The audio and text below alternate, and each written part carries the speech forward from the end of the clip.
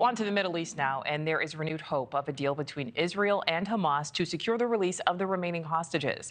Mediators trying to get a ceasefire deal between the two sides say Hamas has now agreed to one of Israel's top demands 14 months after the initial terrorist attack. Correspondent Kelly Meyer is live in Washington. Kelly, what is new in these negotiations?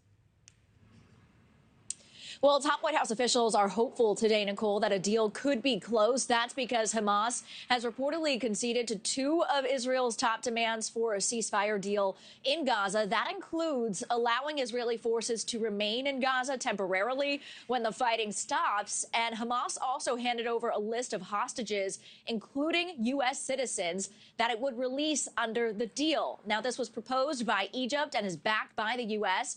Part of the proposal includes a potential 60-day ceasefire period that would allow for the release of up to 30 hostages being held. In exchange, Israel would free Palestinian prisoners and allow for a greater flow of humanitarian aid into Gaza. Officials say negotiations picked up this week when an Israeli delegation visited Egypt on Tuesday. What we've seen in the last couple of weeks are more encouraging signs that that is possible. There are any number of reasons for why contexts change in negotiations, especially in a situation as fluid as this.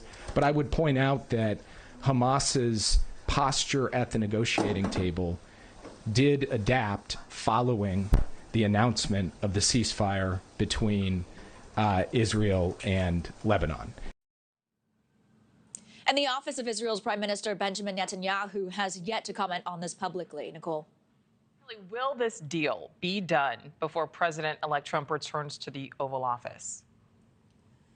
That's the big question around here, and the Biden administration believes a deal could get done this month. National Security Advisor Jake Sullivan is saying that this time feels different. He's been in Israel this week, and he's heading over to Qatar and Egypt for negotiations on a ceasefire and hostage deal. But he says that deal is just not there just yet. He did indicate that Israel's prime minister is ready to get this done as well. There's also this new sense of urgency with the changing of the guard, so to speak. With President-elect Trump's time in office growing closer, Trump and Israel's prime minister have also been talking since Trump was elected. And Trump wrote last week, quote, all hell to pay in the Middle East if the hostages weren't released by the time of his inauguration. The current national security advisor wants to close the deal sooner than that.